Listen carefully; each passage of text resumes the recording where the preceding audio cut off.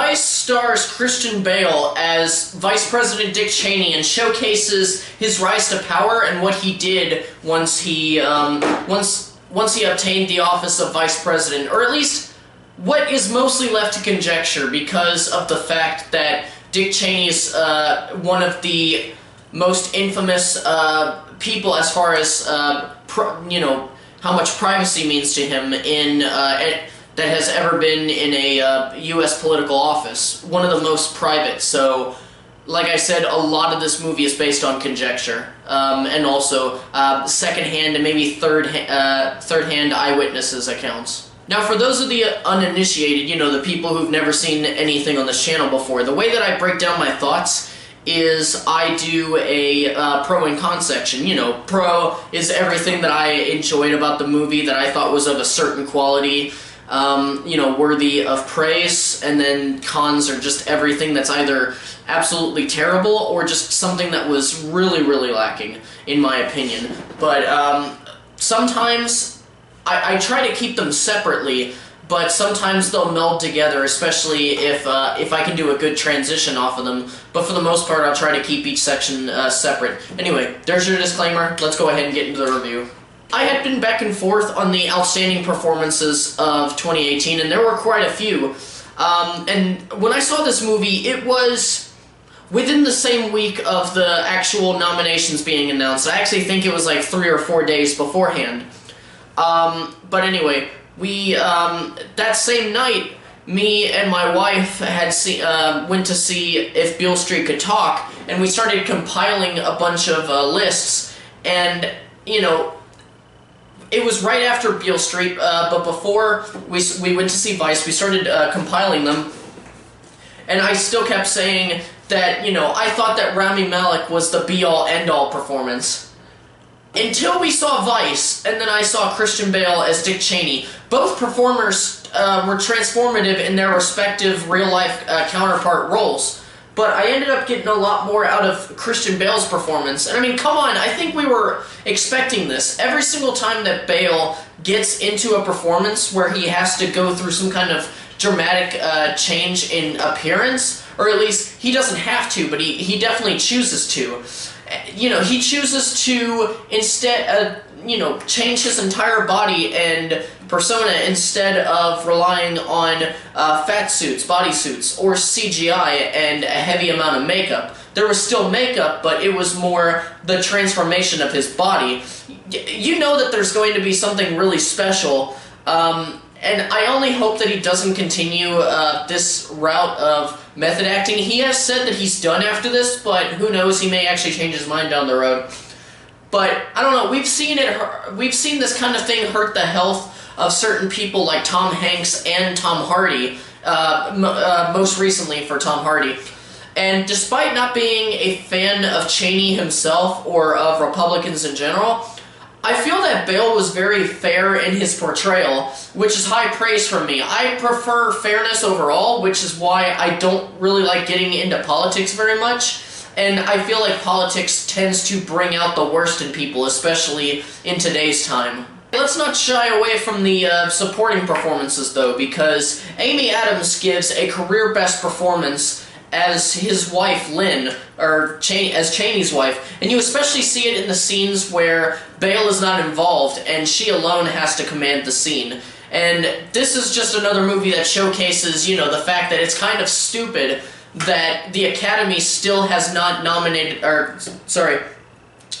that she still has not received an actual statue for her performances, because I think at this point, it's either her 6th or 7th nomination. And I'm only going to touch on this very slightly, but Sam Rockwell is George W. Bush in this movie. I think that he treated the character in a fair light, and honestly, I forgot that it was Sam Rockwell. And I'm one of those people where I recognize people immediately, but it takes me sometimes a little bit to actually have them disappear into the role, and he disappeared almost immediately.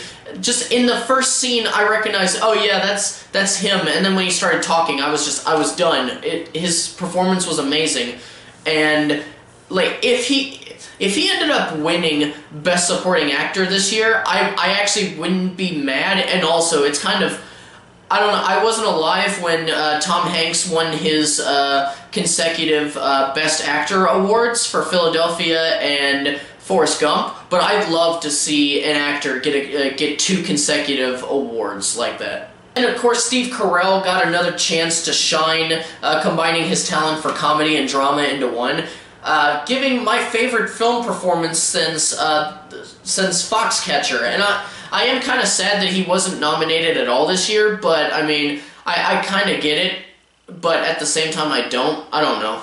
The story itself is very captivating, especially because of the fact, as I said earlier, a lot of the story is based on conjecture and based off of second-hand or mostly third-hand eyewitness accounts. And, you know, because, again, Dick Cheney's one of the most secretive people in history. An advantage of Vice had that with most biopics, you usually go in thinking, oh, okay, I'm aware of, you know, how this happened, but what about some of the stuff that happened behind the scenes that I didn't know, and how things led to another in order to usher in the stuff that I know about. And the great thing is that, you know, especially me, I didn't know shit about Cheney going in. I just knew that he happened to be vice president at one point in time. And, you know, all I knew about Vice was from that first trailer, and that first trailer hooked me. You know, the one where it starts playing The Man by The Killers. You know, I was hooked just from when Cheney and Bush Jr. were discussing the former being VP. Just that entire premise that they brought up where, you know, he took care of the, quote, more mundane things. That already sold me, and it translated very well in this movie. The film also does a great job at breaking down some of the more difficult topics of politics, that is, you know, more difficult to understand, and helps those who are not politically minded, either in a major sense or even just a minor sense, and help them understand the inner workings and how certain things work, or at least the mindset behind certain ideas that came up during the Bush administration. And, you know, my wife normally has this issue, and when a film is able to break down something like that in a sort of simplicity, she gets a chance to enjoy the film more for what it is. And I think that this film definitely, you know, is definitely something that even those who hate politically centered films can still get a kick out of it. I had heard the other day, and I don't remember who said it, but a film critic that I like had called Adam McKay, who directed this film, like a comedic version of Oliver Stone, and I can see that in the way that the film is directed. It feels like more of a serious, extremely serious political spoof film, if that makes any sense. And I don't think that's a bad idea in the slightest. If it works for him, it works for him. And I thought the movie was good overall. However, I do have a couple of issues with Adam McKay's direction. The direction by Adam McKay has always put me off a little bit, especially once he got into dramas. You know, I think that his comedies are pretty good for the most part. I mean, Step Brothers is amazing. Step Brothers is an amazing movie, and you know, with this film, his direction does put me off as a film snob, but at the same time, some of the risks he took, I was able to enjoy as a film fan. Things like randomly lying to the audience, making the audience, or making the film feel like it's done before saying, "Ha, fooled you," to a scene where the characters literally speak like it's a Shakespearean drama, a Shakespearean tale, which again was funny, but scenes like those took me out of the film. There's even kind of a House of Cards ripoff in the last 10 minutes of the movie.